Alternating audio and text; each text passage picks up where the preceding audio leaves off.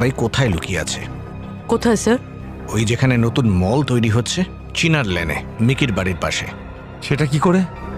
তোমার মনে আছে ওই আমেরিকা থেকে আসা ব্যক্তি আর ছোট্ট চুলে আমরা অ্যামোসাইড কেমিক্যাল পেয়েছিলাম, আর এই কেমিক্যাল টাইলসেও পাওয়া যায়।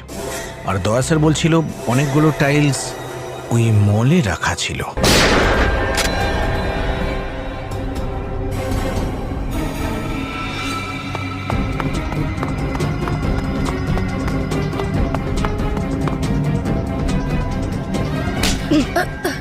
পালিয়ে কোথায় যাচ্ছিস?